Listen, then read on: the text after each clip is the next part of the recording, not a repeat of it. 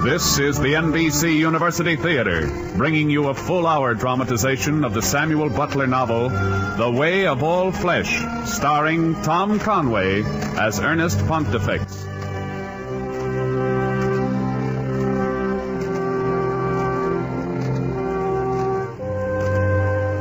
Samuel Butler was a philosopher and essayist of mid-Victorian England. His literary output was large. But among all his works, there was only one novel, The Way of All Flesh. Today it remains as his most important work, a brilliant satiric picture of family life and manners of the period. Two, it has the virtue of being a highly interesting story, a story drawn directly from the life of the author. In a moment, then, The Way of All Flesh, as adapted for radio by Frederick Schlick and Clarisse Ross. But first, a word from the director of the NBC University Theater, Andrew C. Love. A word of thanks from all of us engaged in the presentation of the NBC University Theater to the Peabody Award Committee, who last Thursday honored this program by citing it as foremost in the field of radio drama during the past year. Our sincere thanks, gentlemen.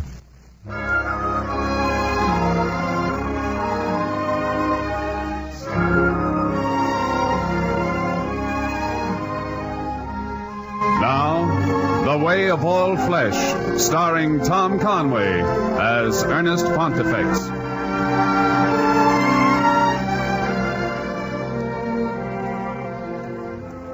My acquaintance with the family of my godson, young Mr. Ernest Pontifex, who is the chief person of my narrative, dates from my earliest days. When I was a child in Palem, my father, the Reverend Overton, used to be fond of saying that old Mr. Pontifex was the finest man he had ever known, but that his son George was no fool either.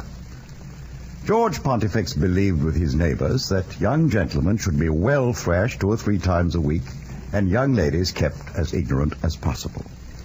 His youngest son, Theobald, was a complete product of this household. Thus, one hardly knows what answer he expected when in his last year at Cambridge, where he had been reading to become a clergyman, he wrote his father this letter. My dear father, you have declared, and I heartily thank you, that no one will compel me to be ordained. I know you would not press ordination upon me if my conscience was seriously opposed to it. I have therefore resolved on giving up the idea. Your affectionate son, Theobald Pontifex. Whatever answer Theobald expected, the one he got was distinguished at least by its promptness. Dear son Theobald, I have received your letter, and am at a loss to conceive its motive. But I am very clear as to its effect. You shall not receive a single sixpence from me until you come to your senses. Your affectionate father, George Pontifex.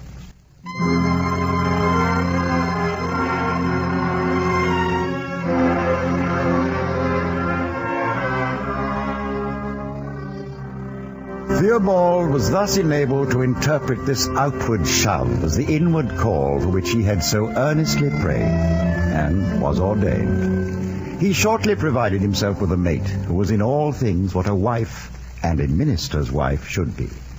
And from the year 1834 until the end of their lives, the Reverend and Mrs. Pontifex were established in the rectory at Battersby. And Mrs. Pontifex was established in the conviction that Theobald was always right. On my infrequent visits to the Pontifex household, I was invariably a witness to the tyranny of the Reverend Pontifex over my godson, Ernest.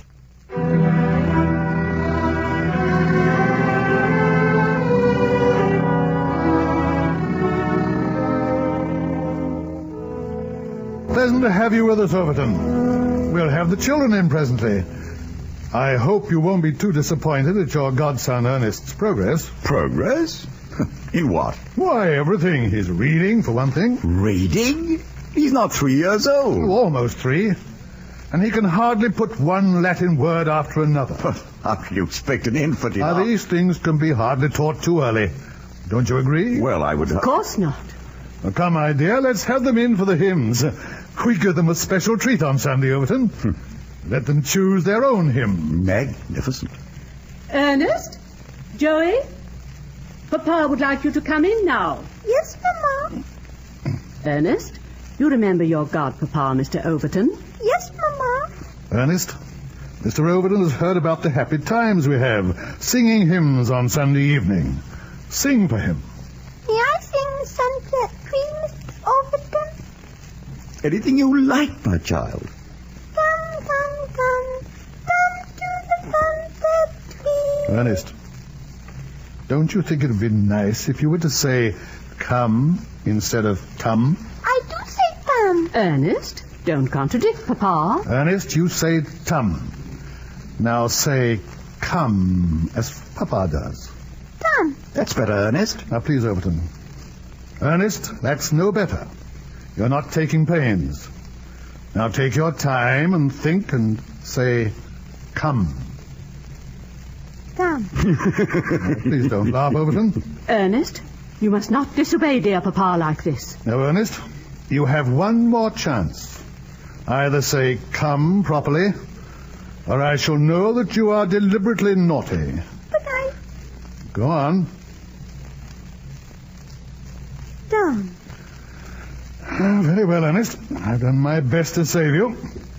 Now come here. Papa. No, Papa. I do say come. Oh, Theobald, for the love of heaven!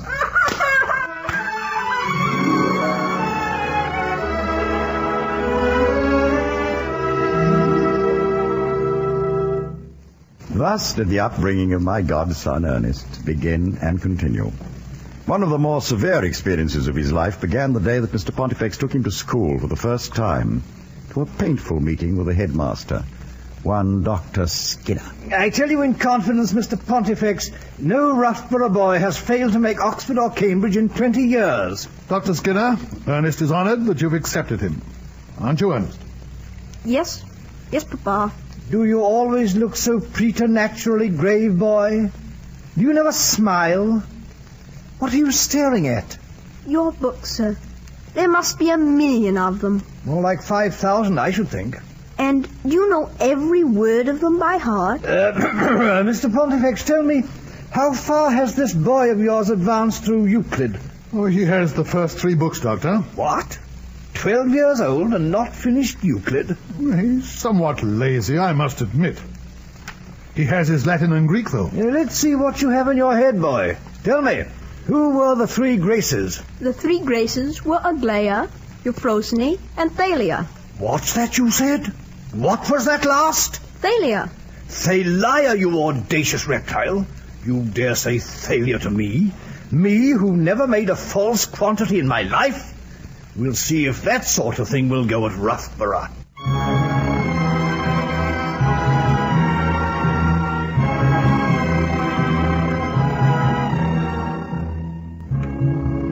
In Ernest's 2 worlds of home and school, there was no one, really no one at all, whom he could regard with affection and who behaved toward him in a friendly fashion. There was, for a while at Battersby, a kind and smiling young servant girl whom he always looked forward to seeing, but even this bit of happiness did not last. One day, on arriving home for his holiday, Ernest learned a sad piece of news. Cook, I've been looking for Ellen. Where is she? Ellen? Mercy, Master Ernest. Don't you know? Know what? No. How could you know? And you not half an hour home. Why, Ellen's turned out. You mean she's gone? Gone she is. And John's even now driving her to the station. Poor girl got herself into trouble. The mistress couldn't but send her away, but the Lord only knows what she'll do now. Heaven save us, Master Ernest. Wherever be you going?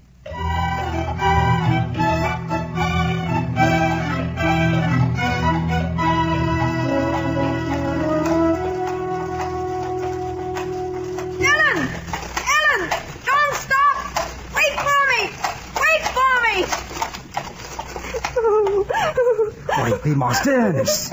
Go and get that breath, boy. Ellen. Yes.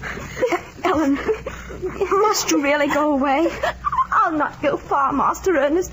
There's nothing left for me but the grave. No. Don't say that. Here's a shilling and a six. Oh, no, Master Ernest, I couldn't. And here's my watch. No, Master. And my knife. That's all I've got. Oh, Master. John, make her take it. Come, take it, lass. Take what thou canst get, boy. Thou canst get it. I shall never forget you, Master Ernest. Never. As long as I live.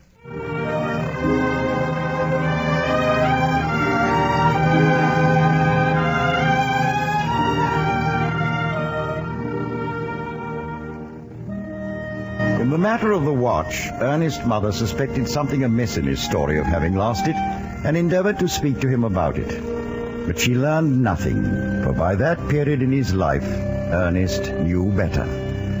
The mangled bones of too many murdered childhood confessions lay whitening around the skirts of his mother's dress to allow any possibility of his trusting her further. And so the watch was forgotten until Theobald, on one of his infrequent trips to the city, decided to buy Ernest a new one. When he got home... Ernest, I've sent for you to clear up a little matter for me. Yes, Papa. I went into several shops today looking for a new watch for you. Second-hand, of course. You're very kind, Papa. Ah, quite so. But you can imagine my surprise when I came across the very watch you told me that you had lost. Papa, I assure you... Silence. I learned everything from the shopkeeper. That watch was sold him by that miserable girl Ellen, who swore you had given it to her. Is this true or false? It's true, Papa. So I feared. Ernest, I shall have to ponder a really suitable punishment for this appalling misdemeanor. But meanwhile, you will have naturally to pay me back what I gave the shopkeeper for the return of the watch. I shall deduct it from your pocket money. 15 shillings. Papa! Surely. No. Listen. Please, Papa. I've got to have my money. I owe it. Debt? My son in debt? Idleness, falsehood, and now debt. Oh, Lord, let not thy servant's cross be heavier than he can bear. To whom do you owe this money? Why, Ernest, answer me.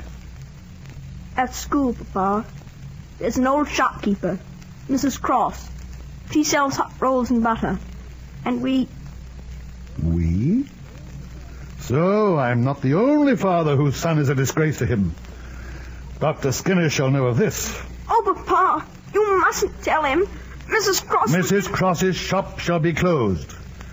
And I'm going to present Dr. Skinner with a list of every boy who's had to have this sort of nefarious practice whipped out of him. And you're going to give me that list, Ernest. You may begin.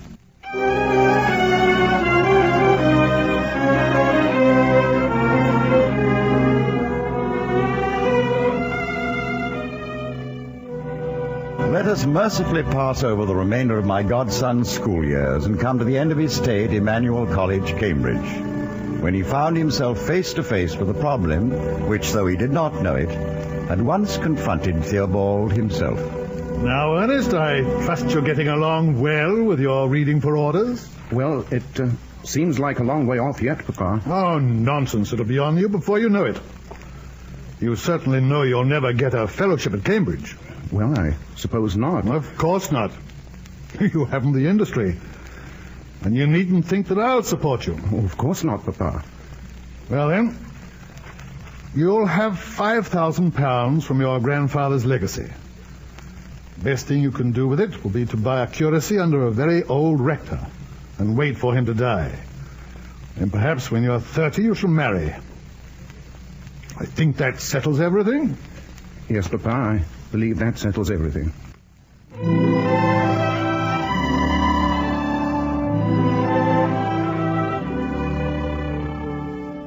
My dear Papa, since my curacy is in one of the poorer neighborhoods of London, and I'm to be working among the poor, I believe I can best serve Christ by going and living among them, to familiarize myself with their habits and their thoughts. I have therefore taken lodgings with the widow of a cabman, a very respectable matron named Mrs. Jupp in Ashpit Place. I trust you will approve this step, which my conscience has bidden me take. Your affectionate son, Ernest Pontifex.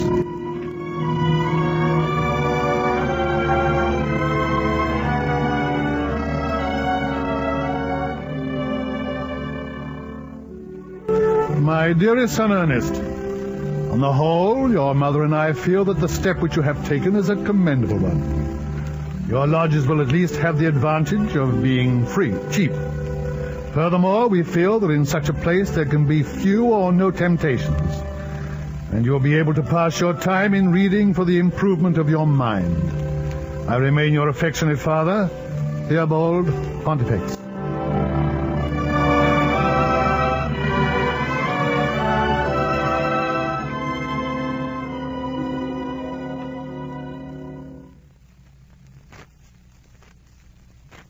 Ernest's life in lodgings might have been a happier one had it not been for the counsel of a fellow student named Pryor.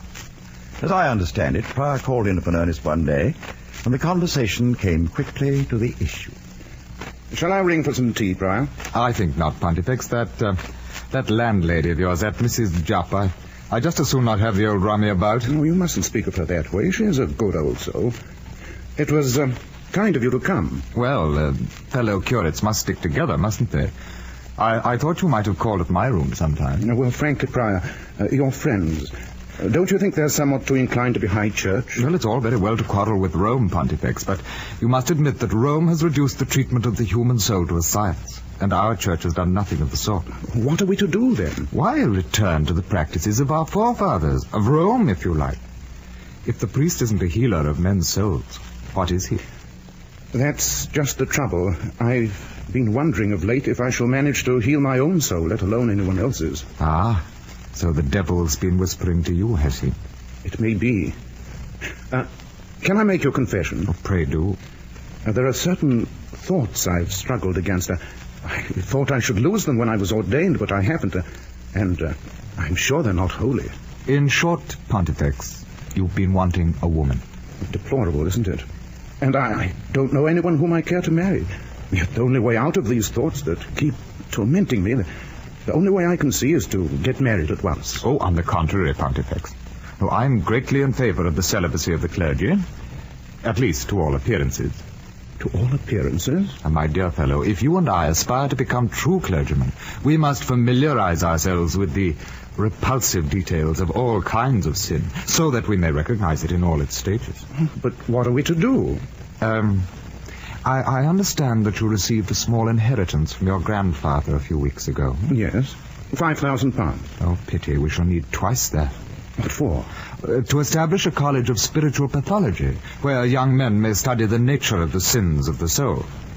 Of course, we might make a start with your 5,000. But if I gave up my money for such a purpose, how should I manage to go on living? Oh, the college would pay you a salary, of course. Meanwhile, Pontifex, I could double your money for you, you know. How? Let me invest it for you at the stock exchange. Oh, that seems a little rash. Oh, nonsense, old boy. I know more about these matters than you do. I've been thinking. There are all these thousands of souls to be saved, and I haven't saved a single one yet. Perhaps instead of founding the college, I ought to try preaching on the streets for a while. What? Hawk Christ about the gutters? Oh, never, Pontifex. No. You give me your money, and then once the College of Spiritual Pathology is established, only then will we be on the road to saving souls. Pryor, you're sure this venture is perfectly safe? Safe as houses, old boy. Don't you trust me? Yes, sir. I suppose I do. Well, here, then, take this pen and make me out a draft on your bank for £5,000. I should think a man has to express his conviction sometime. Oh, but of course. Pryor, I'll do it. Here, £5,000. Pontifex, you shall be a bishop for this. Now I must be trotting along. Pryor, wait. What? These other thoughts of mine. Oh, experience. Get experience, Pontifex. But you said you didn't think a clergyman should marry. I don't. You mean that... Precisely, my boy. Some of us must doubtless perish spiritually in such investigations. But if it be God's will that you should fall while studying what you believe most calculated to advance his glory, then you shall say, not thy will, but his be done.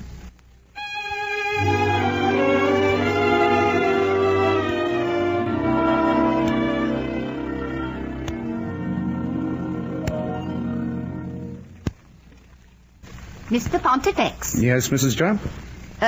You haven't met any of the other lodgers yet, have you? Not yet. Oh, well, you'll find them all very nice people, Mr. Pontifex. Very nice people indeed. Not gentlefolk like yourself, of course. We are all alike in God's eyes, Mrs. Jupp. You do say such nice things, Mr. Pontifex. I wonder if you'd mind telling me, Mrs. Jupp, who is it lives directly upstairs? Oh, that's Mr. Holt. You mustn't mind him. He gets drunk now and again and beats his missus, but he don't mean no harm. I'm glad to hear it. If you want to know the truth, I hid under my bed last night. I expected to hear blood dripping through the ceiling. Oh, Mr. Pontifex, you never. Now, there's some lovely people upstairs over the Holts. A Mr. and Mrs. Baxter. But, of course, they're Methodists. That is very sad news. Mr. Shaw, now, the tinker on the ground floor, he's a free thinker. How fortunate it is that I came here. So many souls to be saved. Then there's the 2 back rooms on the Baxter's floor. That's Miss Snow and Miss Maitland. Single girls, Mr. Pontifex. But respectable. Believe me, perfectly respectable. Mrs. Jupp, I see my duty clearly. I am going to bring the word of Christ to every one of your lodgers.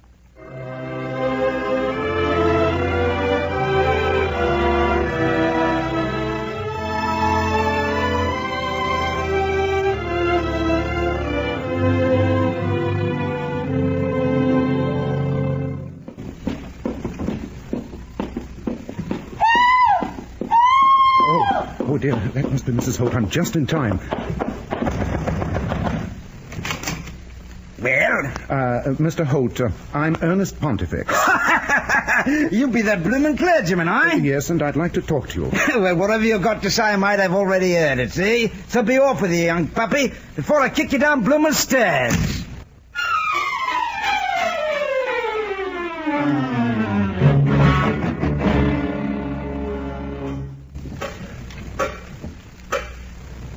Mr. Shaw, I'm Ernest Pontifex. Oh, come in, sir. Come in.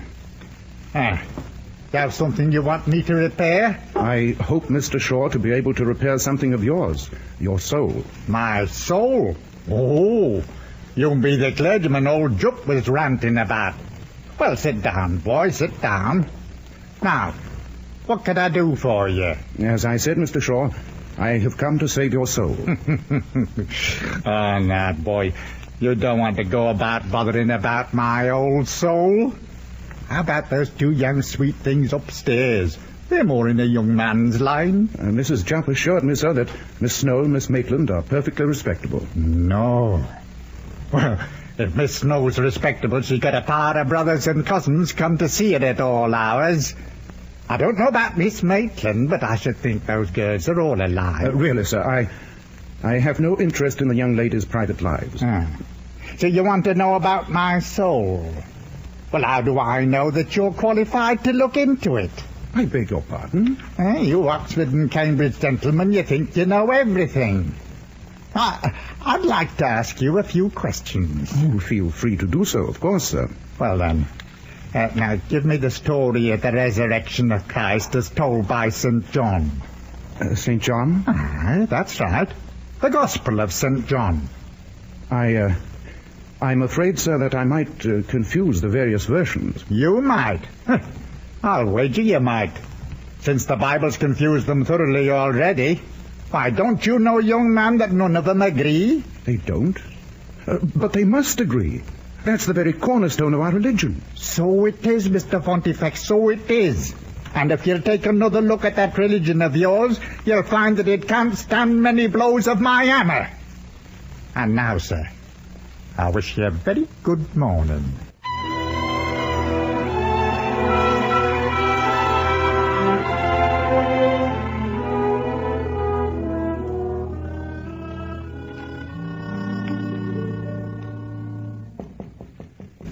Come in.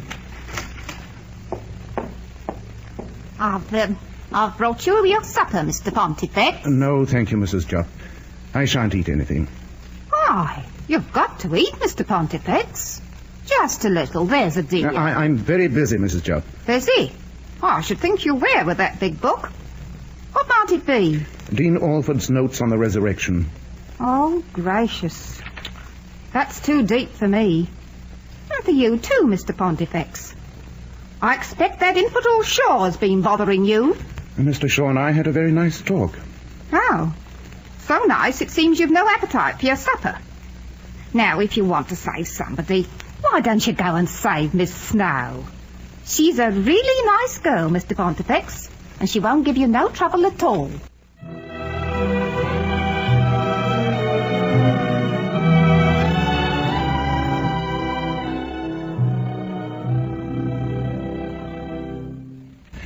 My dear Miss Snow, Mr. Pontifex, why don't you put your Bible down on the table and come and sit beside me?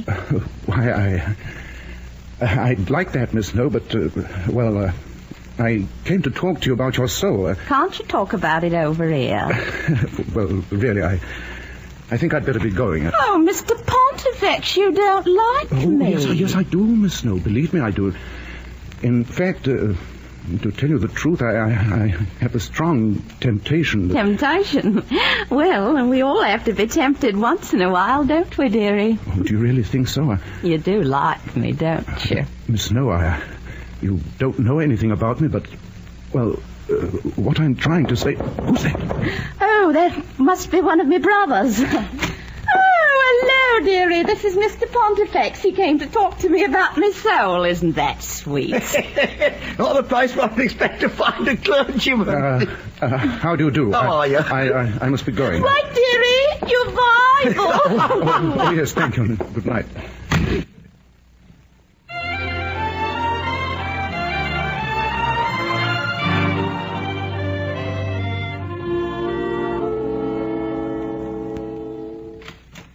Yes? What is it, please? Oh, Miss Maitland, let me in. Please let me in.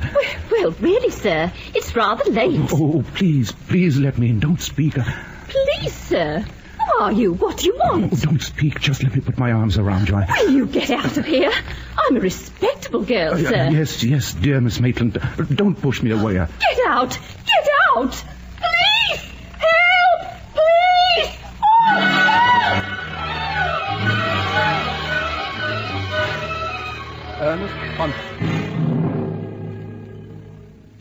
Ernest Pontifex, in all my years on this bench, yours is one of the most painful cases I have ever had to deal with. You have been singularly favored in your parentage and education. You were sent to one of the best public schools in England, where you cannot possibly have found any contaminating influences. At Cambridge you are shielded from impurity by every obstacle which virtuous and vigilant authorities could devise. The females who were admitted within the college walls were selected mainly on the score of age and ugliness. It is hard to see what more could be done for any young man than this. For the last 5 months, you have been a clergyman, and if a single impure thought had still remained within your mind, ordination should have removed it. And it has all come only this, that you have not had the common sense to be able to distinguish between a respectable girl and one who is not. In consideration, however, of the fact that this is your first offense, I shall deal leniently with you. The sentence is imprisonment for 6 months, hard labor.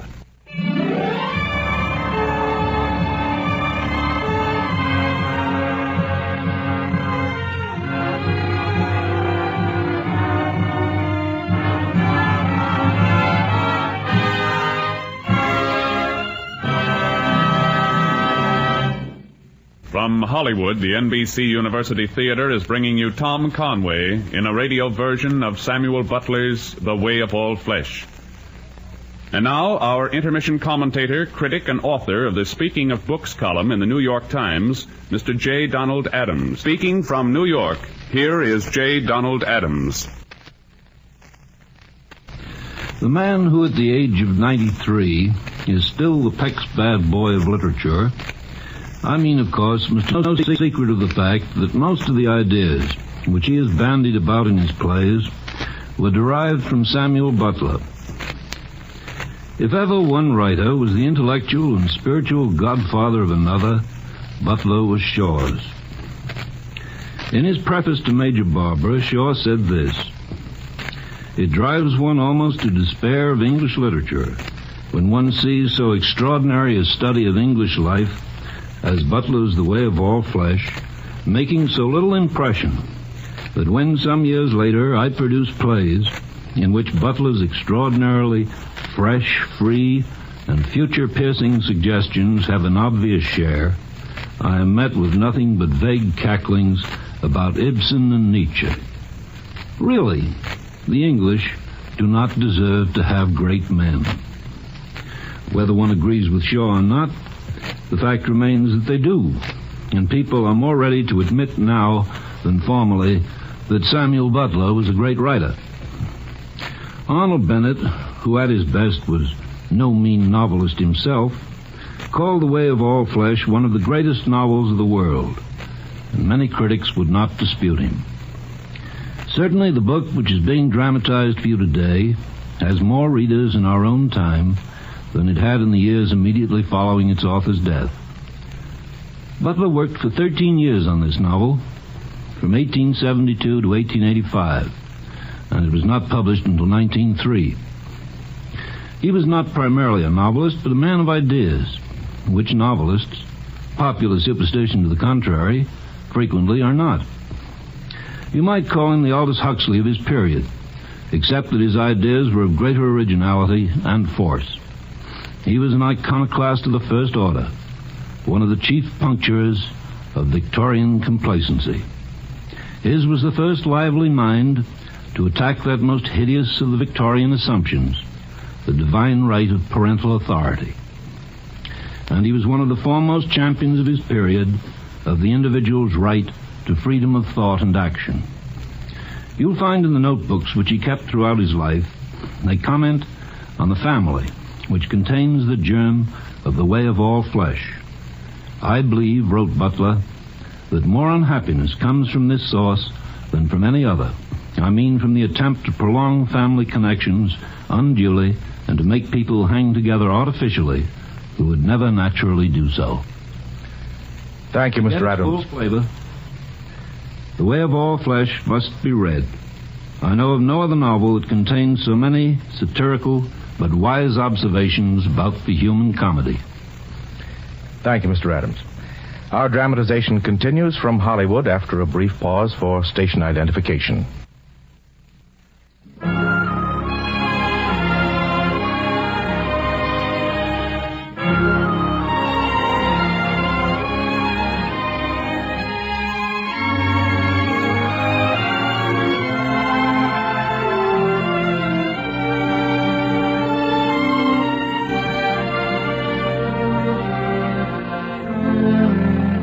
My godson, Ernest Pontifex, duly served out his term of imprisonment.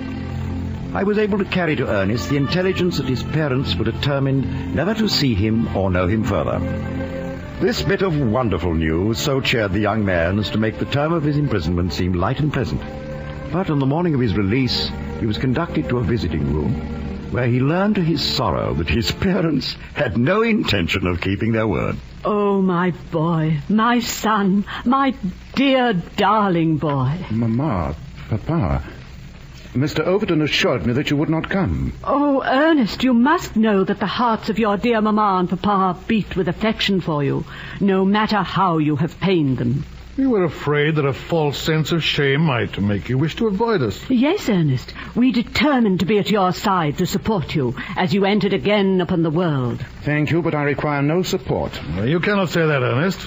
After the enormity of your offense. Be that as it may, we must part. Ernest! Ernest, do not add to your sins by treating our forbearance in this unruly manner. My imprisonment is over. You cannot compel me to remain here. Don't speak to us in that way. Henceforward, you must think of me as one dead. And I'm warning you that if you try to see me again, I shall protect myself in whatever way I can.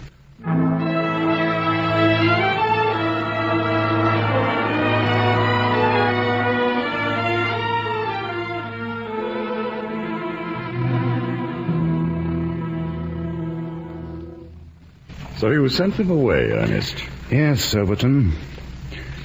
Would it be all right if I pulled this chair a little nearer to the fire? Of course, my boy. A fire. been so long since I've seen one.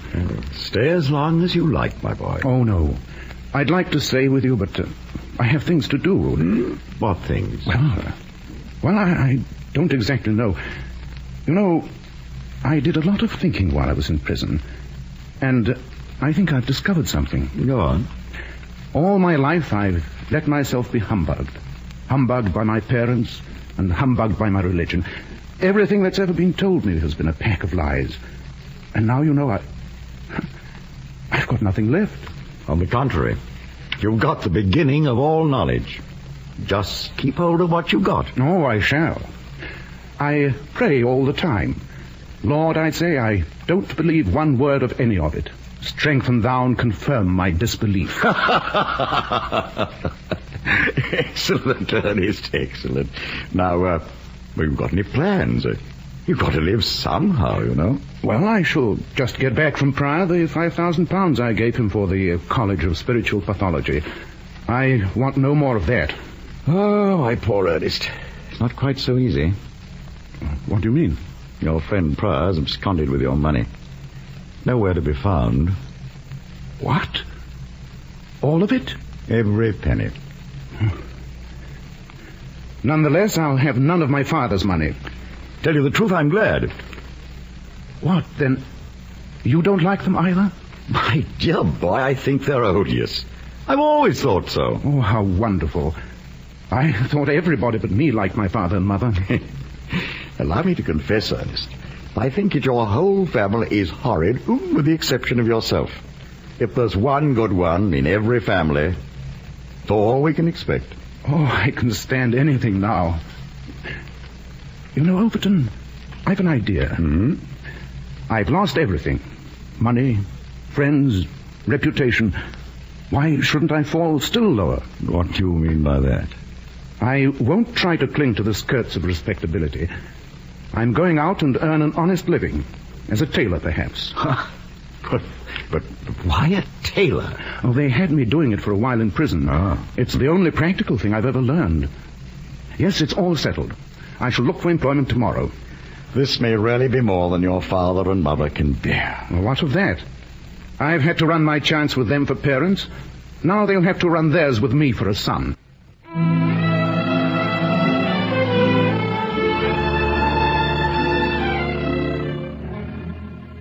I thought perhaps a job. You might... Sorry, no work. Get along with you now. I'm busy. I've had experience, truly considerable experience. No work here. It's a bad season for tailoring. Try Larkins down the street. He may have something.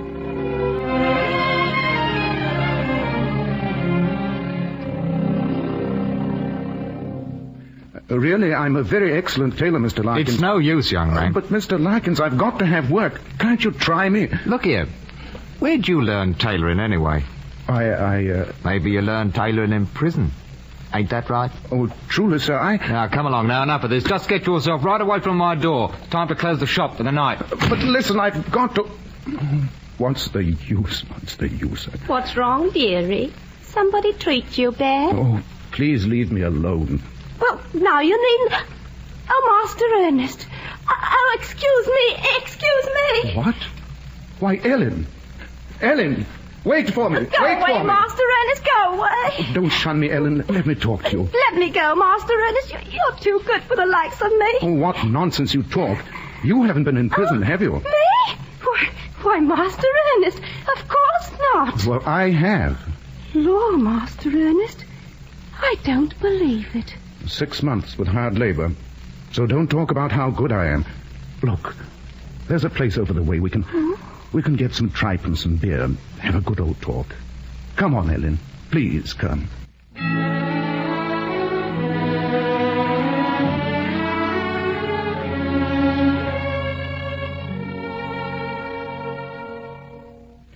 Go ahead, Ellen. Have another pint of beer. But, Master Ernest, it might make me tipsy. Oh, Ellen, you're like an angel that's suddenly come to me out of the fog. And you're so beautiful. Oh, gentle folk always talk so pleasant like that. But I'm no longer a gentleman. And I want to be something else as soon as possible. Whatever can you mean by that? When I was a gentleman, I learned all kinds of things I oughtn't to have learned. Now, I'm going to unlearn them. Oh, that's too deep for me, Master Ernest. Oh, no, don't say that. Ellen, when I was a child and my father and mother made you leave our home, remember? I ain't forgotten what you done for me. I said I'd never forget, and I ain't. When they made you leave, it was because you were a fallen woman, wasn't it? Yes. And now I'm fallen, too. In their eyes, at least. Ellen, will you marry me? Oh, I couldn't do that, Master Ernest. The likes of me. Oh, stop saying that, and stop calling me Master Ernest. Ellen, I love you, and you will fall no more.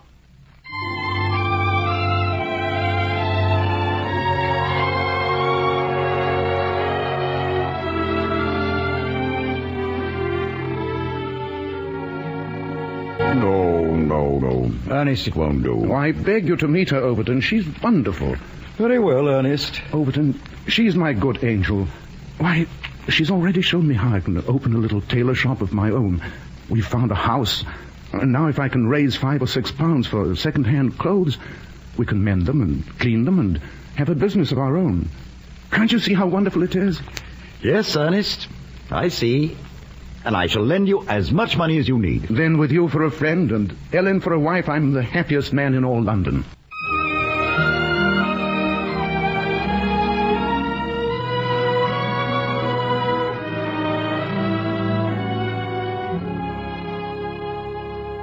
Well, Overton, what do you think of our shop? Doesn't look much like the tumble-down place it was when you moved in. You've done wonders, Ernest. Thanks to Ellen. She's the one who knows about these things. We had it all painted inside and out, Mr. Overton, and then I gave it a real good scrub after the painters were gone. And what's this? Oh, I see you've got stock in the place already. Take another look. Well, really, my boy. All my old clerical clothes and my school books. I'm done with those things now. I may as well turn a shilling on them if I can. Tomorrow we'll go to Debenham's auction rooms and have a look at what's to buy. Oh, we'll get on, Mr. Overton, me and Ernest. We're a team, we are.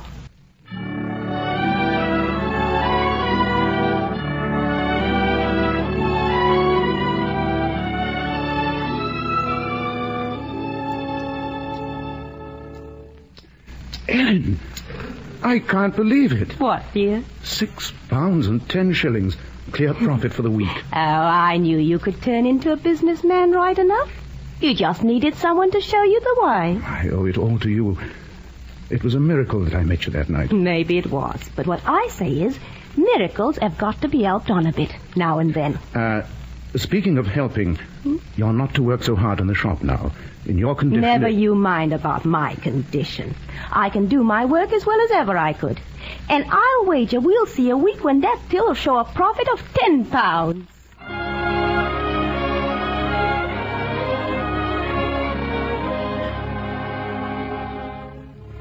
Indeed, his little tailor shop prospered beyond his and certainly beyond my dreams. All in all, one would have said his prospects were golden indeed. And so perhaps they would have been had his success depended on himself alone. Unfortunately, this was not the case. Ellen, I'm back. Ellen, where are you? Ellen, where are you? What's happened? What's the matter? Ernest! You gave me such a turn. He gave me such a turn. Me? Oh, what's happened to you? Your hair, your face. There was a man come in and frightened me. Who was it? Where's he gone? Frightened me. I got all upset. And in my condition. Heavens, I'll get the doctor right away. No, Ernest, no doctor. I'll be all right. Just you go on out. There's a dear. And you let me rest.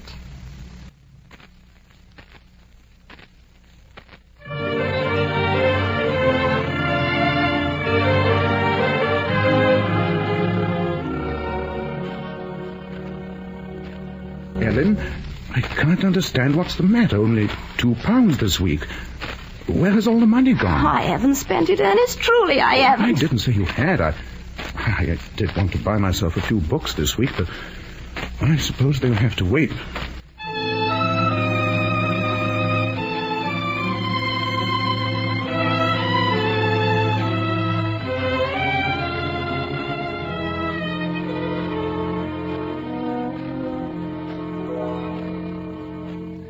Supper ready, Ellen? Don't want any supper.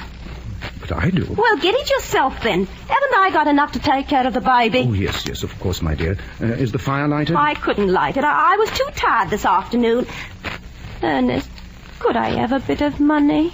I have hardly any. You know, it seems to be going out all the time. I can't imagine where it's going to. Oh, Ernest, I did want to get a bit of ribbon to trim the baby's little hat.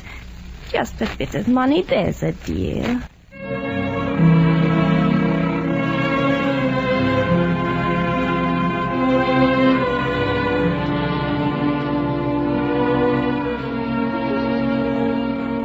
Mr. Pontifex? Yes? I'm from the Crown and Bottle over the way. When's anybody going to settle for this £4 worth of gin? £4 worth of gin? Oh, that's some mistake. No one here drinks gin. Oh, don't they just? Why, Mr. Pontifex, your wife will drink anything she can stand up and pay for. Or get on credit. But she hasn't paid me a shilling in months. Now, if you'll just give me that £4, I'll get on my way.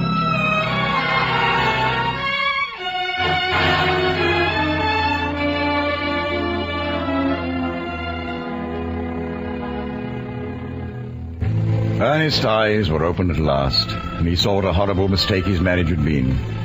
There was nothing to be done. Still, he staggered on, and at last, unbelievably, deliverance came.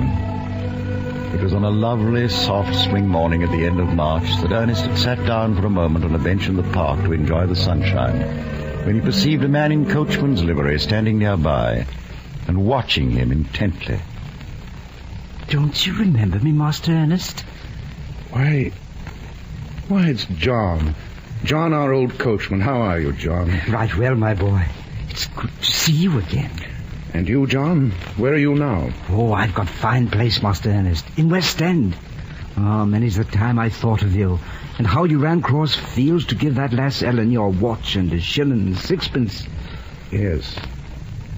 That was long ago. I was always main fond of that lass. A sweeter-tempered, handier, prettier girl than she I never knew. Nor one as knew better what a man likes and how to keep him happy. That is, if he can keep her from drinking. You know that? Lord love you, yes. But you can't keep her. She's that heartful. She'd get it under your very eyes without you knowing it. John, how did you find out all this? Why, who should know better? It wasn't a month after I left your pa's place that I married her. What's the matter with you, boy? Are you took sudden with something? John, are you sure of what you say? Are you sure you married her? Aye, before the registrar at Letchbury, on 15th of August, 1851. But then you divorced her. Not I. I were that fond of her, even with the drink. But seeing I could do nothing with her, and she was a killing of me, I left her and came up to London. And I ain't seen her since. Lord save you, boy. What is ailing of you? John, my friend. Give me your arm. Put me into a cab and come with me to Mr. Overton's rooms at once.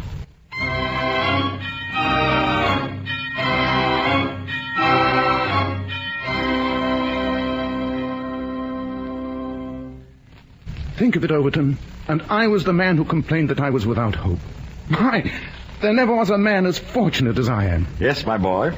You've been inoculated for marriage, and you've recovered. And yet, I was fond of her, you know, until she took to drinking. Perhaps.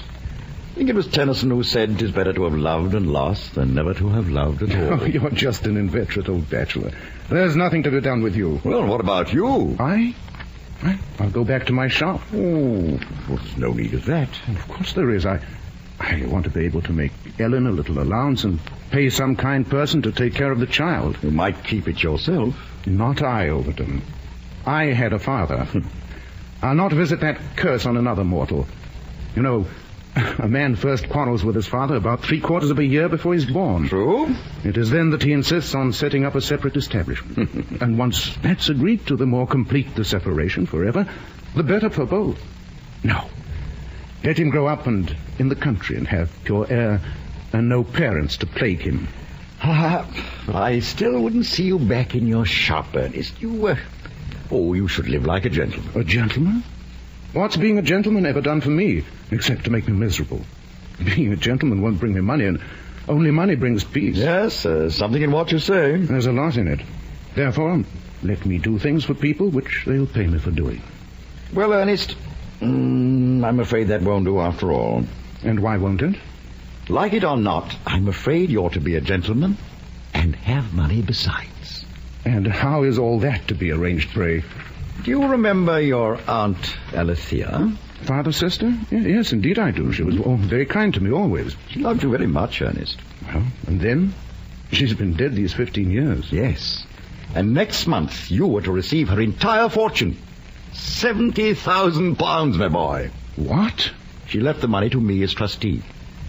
£70,000 for me?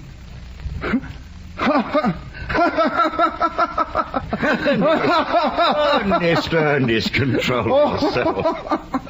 Oh, it's all right. I'm all right. Overton. Then what are you laughing at? Overton, can you think what this is going to do to my parents? It'll drive them mad.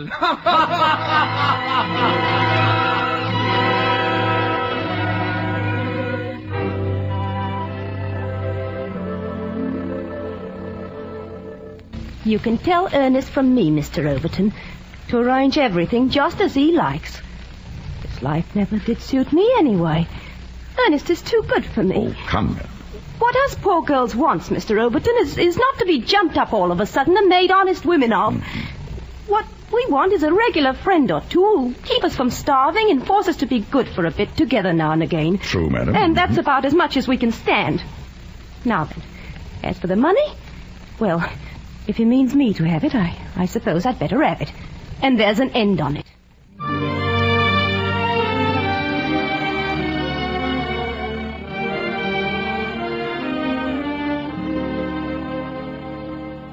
Ernest, my dear boy, it is good to see you again. It's good to be back in London, Overton. I tell you, I'm all travelled out. I should think so. From the looks of your luggage. Why, you must have stopped at every hotel between here and Japan. Well, a man can see a lot of the world when he travels for 4 years. Done you some good, I hope. I've been looking at people, Overton. That's good, I think. I've been learning how they think and feel and act. And what will you do with your knowledge? Indulge my tastes. You know, I've been a scribbler for years. If I'm to come to the fore at all, I'll do it by writing. My boy, you couldn't have said anything to please me more. What should be your subject? All the things which one's saying and no one says them. All the things which want attacking and no one attacks them. You'll be a busy man. I intend to be. It seems to me that I can say things which not another man in England will venture. And yet they're crying to be said. Perhaps it's because everybody else knows that they're better left unsaid. Perhaps. But I'm bursting with them, and it's my fate to say them. Then you'll write about... About marriage, about families, I should say. That's a hornet's nest indeed. It is. But hornet's nests happen to be what I like. People won't listen, Ernest. Think you're joking. If you're going to win any rewards, you must write like other people instead of trying to offend your readers. They'll listen if I say it often enough. As for rewards, I don't need them. Besides, look at Milton. He got only £5 for Paradise Lost. If I'd been there, I'd have given him twice as much not to have written it at all. Oh, who's trying to be shocking now? And what can it matter to me whether people read my books or no?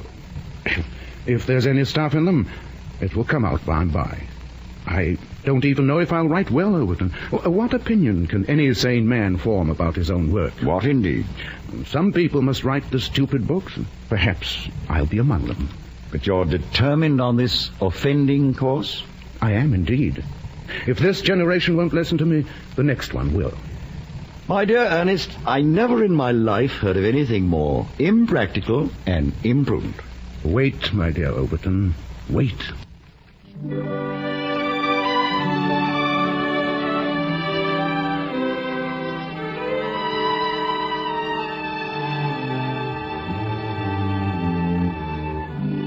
Such is the latest development of my young friend Ernest Pontifex. I leave you to determine whether there is not even a strong family likeness between the Mr. Pontifex who insists on addressing the next generation rather than his own, and the Mr. Pontifex who once thought to found a college of spiritual pathology. He says he trusts that there is not. In politics, he has lately become a conservative. In all other respects, he is an advanced radical. His father and his grandfather could probably no more understand his state of mind than they could understand Chinese. But those of us who know him intimately do not know that we wish him greatly different from what he is.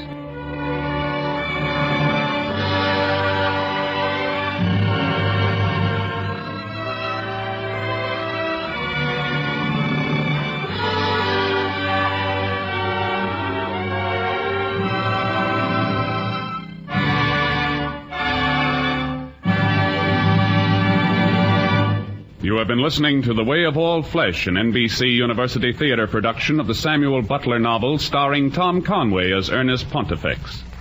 Next week at this same time, we will bring you another classic of Anglo-American literature, The Mayor of Casterbridge by Thomas Hardy.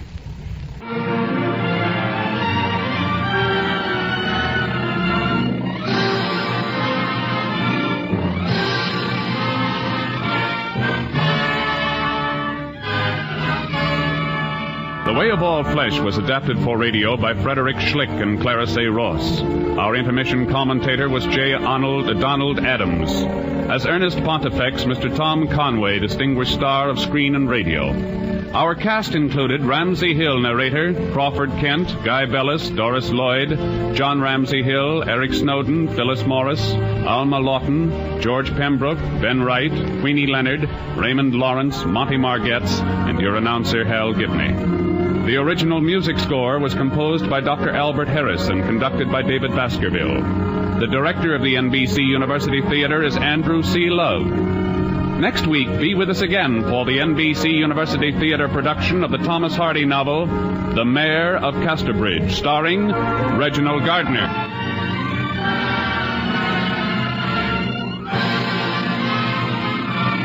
This program came to you from Hollywood. This is NBC, the national broadcasting company.